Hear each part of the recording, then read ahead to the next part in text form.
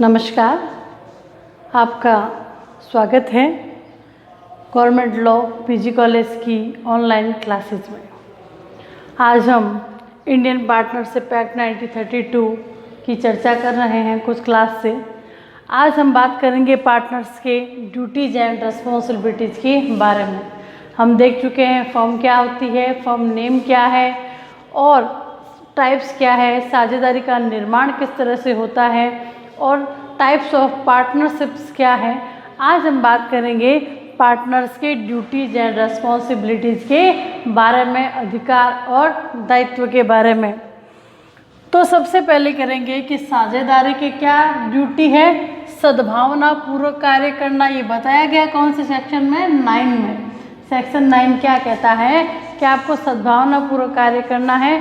Good faith में क्या करना है, आपको कार्य को करना है। कैसे करना है, जैसे कि आप अपना पर्सनल काम करते हो वैसे ही गुड फेथ में क्या करना है, कार्य को करना है।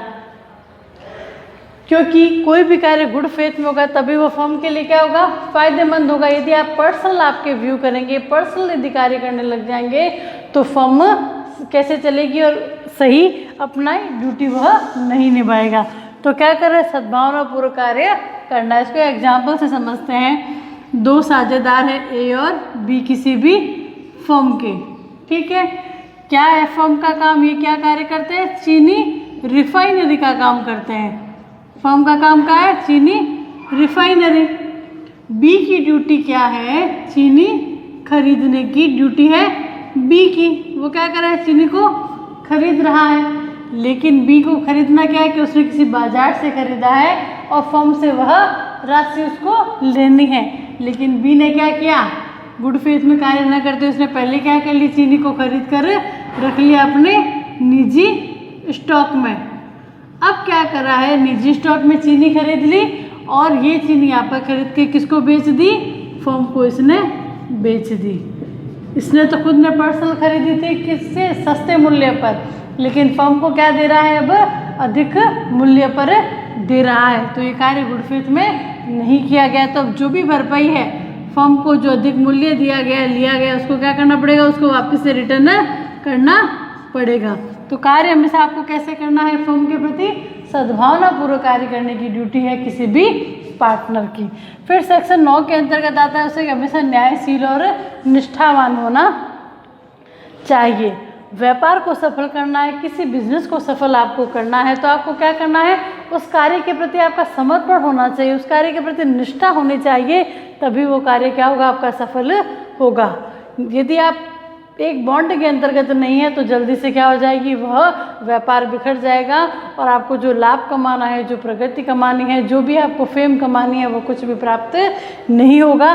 तो किसी भी फर्म को व्यापार चलाने के लिए, व्यापार को आपको क्या होना चाहिए, निष्ठा होनी चाहिए, समर्पण होना चाहिए। तो हर साझेदार की यह ड्यूटी है कि वो अपने व्यापार में, अपने फर्म के प्रति अपनी आस्था रखे। ये भी बात बता रहा है सेक्शन 9 के अंतर्गत। थर्ड बात बता रहा है सही हिसाब किताब देना। बिजनेस के अंतर्गत क्या होता है, हमेशा सही हिसाब किताब ही क्या है, जरूरी है। यदि हिसाब किताब सही नहीं है तो वह फर्म सुचारू रूप से नहीं चल सकती है और आपका व्यापार प्रगति नहीं कर सकता है। तो प्रत्येक साझेदार की ड्यूटी क्या है कि जो भी जैसे ब्लॉक है, किसी भी कार्य के 4 ब्लॉक है, खरीदारी किसको करनी है, विक्रय इसको करना है, माल की जो एडवर्टाइजमेंट उसको करनी है। तो सभी का जो कुल मिलाकर जो भी हिसाब किताब आता है, जो भी लेखा बही होती है, तो साझेदार को क्या ड्यूटी है प्रत्येक कि एक दूसरे को वो क्या करे, उसके बही दिखा दे, जो भी हिसाब किताब उसने किया उसकी पूरी जानकारी उसको प्रदान करे। ये भी सेक्शन 9 हमें बताता है। फिर आता है फर्म संबंधी समस्त बातों की सूचना देना। आपको क्या देना है, नोटिस देना है, इन्फॉर्मेशन देनी है हर बात की। आपको कोई बात बताया है, यदि किसी साझेदार को कोई बात की जानकारी मिली है तो वह क्या करेगा, उस जानकारी को सभी साझेदारों से बात करेगा और साझा करेगा। जो व्यापार को प्रभावित करती है तो ऐसे ड्यूटी क्या हो गई, सभी पार्टनर की क्या ड्यूटी हो गई कि सभी बातों की क्या करे, वो उसको डिस्क्लोज कर दे और सभी बातों को सभी के सामने प्रकट कर दे यदि वह व्यापार के लिए आवश्यक है। ठीक है, अब बात आ रही, ये तो बात होगी सारी सेक्शन 9 की। ये जो 4 टॉपिक अपन ने पढ़े, गुड फेथ में न्यायशील होना और सही हिसाब किताब देना और बातों की सूचना देना, फर्म से संबंधित समस्त बातों की सूचना देना। ये सारी जो बातें हैं वो बताती है ड्यूटी सेक्शन 9 के अंतर्गत। अब बात आती है सेक्शन 10 की। सेक्शन 10 क्या कह रहा है, हम क्या बता रहे हैं कि ड्यूटीज और रिस्पॉन्सिबिलिटी। अब यदि फर्म के अंतर्गत कोई पार्टनर क्या कर रहा है, फ्रॉड कर रहा है फर्म के साथ, और उस फ्रॉड से क्या हो गई, किसी भी प्रकार की क्षति हो गई है, किसी भी प्रकार की हानि हो गई है, किससे, पार्टनर के कपट के द्वारा, पार्टनर के फ्रॉड के द्वारा, तो उस हानि की प्रतिपूर्ति कौन करेगा, वही पार्टनर क्या करेगा, उस हानि की क्षतिपूर्ति करेगा जिसके फ्रॉड के कारण हानि हुई है फर्म को। तो ये बताता है सेक्शन 10 कि कपट के द्वारा हुई हानि की क्षतिपूर्ति कंपनसेशन कौन करेगा, सेक्शन 10 के अंतर्गत वही पार्टनर करेगा जिसके कारण क्षतिपूर्ति हुई है, जिसने फ्रॉड किया था तो वही क्या करेगा, उस फ्रॉड के कारण हानि उसको भरपाई करेगा, उसको फुलफिल करेगा। यदि स्पष्ट अनुबंध करके यदि साझेदार कह भी दे कि नहीं कोई बात नहीं, तो ये नहीं होगा। जो अनुबंध में जो बात है किसी प्रकार का ऐसा कोई प्रावधान नहीं दिया गया, तो कपट से जब इससे भी क्षतिपूर्ति हो रही है वो उसकी प्रतिपूर्ति करेगा। अब बात आती है सेक्शन 11 की। सेक्शन 11 क्या कहता है, अन्य व्यापार को संचालित नहीं करना। आप किसी फर्म में व्यापार कर रहे हो और आप क्या करो, किसी दूसरे व्यापार भी कर रहे हो, तो आप ये कार्य नहीं कर सकते हो यदि ऐसा अनुबंध नहीं किया गया है। कॉन्ट्रैक्ट करते हैं, भागीदारी क्या है, व्यक्तियों के बीचों के संबंधों का, करारों का संबंध है, एग्रीमेंट करके ही भागीदारी का निर्माण होता है। तो यदि उसमें ऐसा प्रोविजन नहीं किया गया है कि कोई दूसरा व्यक्ति जो पार्टनर है वो कोई भी व्यापार कर सकता है, यदि ऐसा अनुबंध किया हुआ है तो ठीक, नहीं किया हुआ है तो वो कोई भी अन्य व्यापार नहीं कर सकता है जब तक कि ऐसा स्पष्ट अनुबंध या कॉन्ट्रैक्ट नहीं किया गया हो। तो ये बात कहती है सेक्शन 11 अन्य व्यापार को संचालित नहीं करना। अब बात आती है सेक्शन 12 की। सेक्शन 12 क्या कहता है कि अपन ने सबसे पहले 9 के अंतर्गत क्या पढ़ा कि फर्म में क्या ड्यूटी क्या है भागीदारों की, कि वो गुड फेथ में कार्य करे। अब उसको कार्य भी करना है लेकिन पारिश्रमिक उसको नहीं मिल रहा है, उसके बावजूद भी क्या करना है, उचित सावधानी से उसको कार्य करना है जब तक कि ऐसा कोई अनुबंध नहीं कर देते, जैसे स्पेशल प्रोविजन कर दिया कि ये बंदा पार्टनर है जो अलग से कार्य करेगा तो उसको अलग से अपन कुछ भी भुगतान देंगे। ऐसा अनुबंध प्रोविजन है तो ठीक है, यदि ऐसा कोई कॉन्ट्रैक्ट नहीं किया गया है तो बिना उचित पारिश्रमिक किए भी क्या करेगा, वह कार्य को सुचारू रूप से करेगा, उसकी यह ड्यूटी है। कोई भी उसको कमीशन प्राप्त नहीं होगा, चाहे माल का क्रय करे चाहे वह विक्रय करे। तो सेक्शन 12 भी क्या कह रहा है, बिना पारिश्रमिक उचित सावधानी से कार्य करने की बात कर रहा है पार्टनर्स की। अब बात आती है हानि का बंटवारा करने की। अपन भागीदारी की डेफिनेशन पढ़ते हैं कि भागीदारी क्या है, उन व्यक्तियों के बीच का संबंध है जिन्होंने क्या कर लिया है, ऐसे कारोबार के लाभों में अंश पाने का करार कर लिया है। जो कौन चला रहा है, जो सबके द्वारा या उनमें से किन्हीं एक के द्वारा चलाया जाता है। तो अब बात आ रही है हानि का बंटवारा करने की बात कहाँ से आ गई, यदि ऐसा कोई भी प्रोविज़न कॉन्ट्रैक्ट में नहीं डाला गया है कि वे हानि का अभिदाय नहीं करेंगे, हानि को सहन नहीं करेंगे, यदि ऐसा कोई प्रोविज़न नहीं है तो जैसे वो लाभ में हकदार है वैसे ही क्या वे हानि में भी हकदार होंगे। सेक्शन 13 भी यह बताता है कि हानि का क्या करना है, आपको बंटवारा वैसे ही करना है जिस अनुपात में वे लाभ का अनुभाजन करते हैं। फिर बात आती है 13F की सीधे।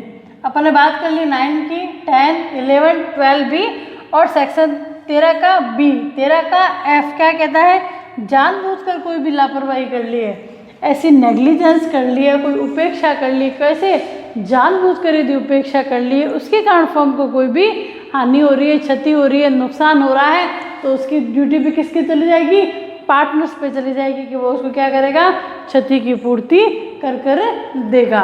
तो ये बात हो गई 13F के अंतर्गत। ये भी ड्यूटी उसकी हो गई कि नेग्लिजेंस हो चाहे फ्रॉड हो, कुछ भी फर्म के प्रति वह नहीं कर सकता, उसे अपनी ड्यूटी को निभाना है। अब बात आती है सेक्शन 50 की 15, फर्म की संपत्ति का फर्म के लिए उपयोग। सेक्शन जो 14 है वो कहता है फर्म की संपत्ति क्या है, जो फर्म के लिए यूज ली जाती है, जो फर्म के नाम पर है वो फर्म की संपत्ति कहलाती है। तो सेक्शन 15 ड्यूटी के अंतर्गत बताता है कि फर्म की संपत्ति का क्या करेगा, उपयोग फर्म के लिए करेगा, किसी पर्सनल के लिए नहीं करेगा, निजी कार्य के लिए फर्म का यूज नहीं कर सकता है। क्योंकि फर्म क्या है, सभी की व्यक्तिगत संपत्ति नहीं है, वो फर्म के नाम की संपत्ति। आप एक बिजनेस कर रहे हो तो किसी प्रकार का ऐसा कोई भी कार्य नहीं कर सकते हैं। फिर बात आती है व्यक्तिगत लाभ का हिसाब देना 16A के अंतर्गत। अपन ने बात करी 9 की, जिसमें साधारण करते हुए गुड फेथ में कार्य करना है, न्यायशील होना है, आपको निष्ठावान होना है। 10 कहता है फ्रॉड आपने यदि ऐसा किया है तो उसकी प्रतिपूर्ति करनी पड़ेगी। 11 आपको कहता है कोई दूसरा व्यापार नहीं कर सकते। 12B में पारिश्रमिक नहीं लेना है। 13B में आप हानि का बंटवारा भी करेंगे। 13F कहता है जानबूझकर लापरवाही। और 15 फर्म की संपत्ति। अब बात आ रही है व्यक्तिगत लाभ का क्या देना है, हिसाब देना है। प्रत्येक साझेदार क्या करता है, यदि किसी भी रूप से अर्जित लाभ प्राप्त करता है तो व्यक्तिगत रूप से तो उसको देने का कर्तव्य होगा सभी पार्टनर्स को। जैसे कि फर्म का कोई भी लेन देन हुआ, उससे यदि कोई लाभ प्राप्त हुआ है, फर्म की संपत्ति के यूज से कोई भी लाभ प्राप्त हुआ है, या व्यवसायिक संबंधों से हुआ है, या फर्म के नाम से हुआ है, तो उसको सभी जो हिसाब किताब है सभी को बताना पड़ेगा। लेकिन यदि कोई संविदा के अंतर्गत ऐसा प्रोविज़न कर रखा है, ऐसा उपबंध कर रखा है कि आपको ये बताने की आवश्यकता नहीं है, या ऐसा है कि आपको डिस्क्लोज नहीं करना है, तो उसके सिवाय क्या करेगा, सामान्य के अंतर्गत यह सब बताने की ड्यूटी है पार्टनर्स की, जिसने भी ये कार्य किया गया है। जैसे कि A और B दो बंदे हैं, उन्होंने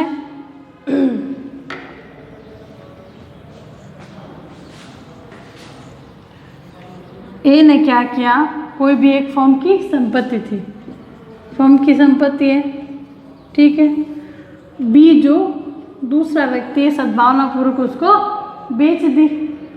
A फर्म की संपत्ति, ये A है और ये B, दो बंदे हैं, फर्म की कोई भी प्रॉपर्टी है ये। अब इस प्रॉपर्टी को A ने क्या कर दिया, B को गुड फेथ में बेच दिया, और बाद में क्या किया, B से वापस से वह संपत्ति पर्सनली खुद ने खरीद ली। क्या किया इसने, व्यक्तिगत कार्य कर लिया, अपना व्यक्तिगत लाभ प्राप्त कर लिया, पुनः नाम से खरीद। ऐसी जमीन की पुनः खरीद में जो भी उसे लाभ प्राप्त हुआ है, समस्त लाभ का हिसाब किताब उसको देना पड़ेगा सभी साझेदारों को अंतर्गत। अब बात आती है प्रतिस्पर्धी व्यापार के लाभ का हिसाब देना 16B के अंतर्गत। वैसे तो आप कोई भी सामान्य फर्म चल रही है, बिजनेस चल रहा है, आप वैसा ही व्यापार नहीं कर सकते, लेकिन यदि ऐसी संविदा कर ली गई है कि आप प्रतिस्पर्धी व्यापार भी कर सकते हैं उसी तरह से, तो क्या करना पड़ेगा, आपको उसका हिसाब देना पड़ेगा। मिलता जुलता व्यापार नहीं करना चाहिए। यदि ऐसा करता भी है, सामान्य तो नहीं कर सकता, लेकिन फिर भी करता है तो उसका हिसाब लेखा जोखा उसको देना पड़ेगा। जैसे कि दो भाई हैं A और B, दोनों क्या क्या फर्म में साझेदार हैं और मांस की खरीदारी करते हैं सरकार से।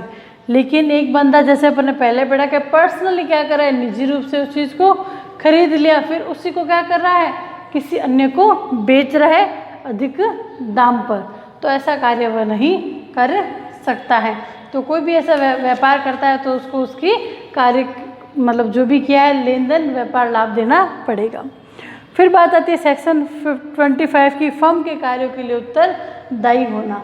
तो जो भी फर्म के लिए कार्य किए गए हैं उसके पार्टनर रहने के दौरान, तो वो जॉइंटली यानी कि संयुक्तता और पृथकता सब कार्यों के लिए संयुक्त दायी होगा, फर्म के कार्यों के लिए जो भी पार्टनर ने कार्य किए हैं। फिर बात आती है अपने अधिकार और हितों का अंतरण न करना, सेक्शन 29। कोई भी भागीदारी है फर्म के अंतर्गत, जो भी अपने अधिकार है, जो भी अपना इंटरेस्ट है, उसको अंतरण नहीं कर सकता है। यदि अंतरण कर भी दिया है उसने बंधक के द्वारा या भार के द्वारा किसी भी तरह से, तो वह अपने हितों का ये नहीं कह सकता कि वह हिसाब किताब देखे, वह लेखो जोखों को देखे। वह सिर्फ यह कर सकता है, यदि अंतरण भी किया है तो अंतरित का क्या अधिकार है, सिर्फ यह अधिकार है कि वह क्या कर सकता है, अपने लाभ को प्राप्त कर सकता है। उसके अलावा वह लेखा जोखा देखने का, किसी भी हिसाब किताब को देखने का अधिकारी नहीं हो जाता। इससे क्या कह रहे हैं कि अपने अधिकारों और हितों का अंतरण नहीं किया जा सकता है सेक्शन 29 के अंतर्गत। तो ये सभी ड्यूटीज और रेस्पॉन्सिबिलिटीज़ है पार्टनर्स की, जो उन्हें फर्म के प्रति अपनी निभानी होती है और एक दूसरे साझेदार के प्रति, क्योंकि साझेदारी क्या है, एक विश्वास का संबंध है, एक संविदा का संबंध है, जिसमें सभी क्या करते हैं, एक बॉन्डिंग के द्वारा कार्य करते हैं। तो ये सारी ड्यूटीज और रेस्पॉन्सिबिलिटी किसकी हो गई, पार्टनर्स की होगी, कि वो एक दूसरे के प्रति इस कार्य को पूर्ण निष्ठा और श्रद्धा से करेंगे, समर्पण के साथ। अब हम आगे देखेंगे अगली क्लास में कि पार्टनर्स की अधिकार क्या है। ये तो क्या होगी, ड्यूटी क्या है, दायित्व क्या है। अब अधिकार के बारे में बात करेंगे अगली क्लास में। अभी तक के लिए धन्यवाद।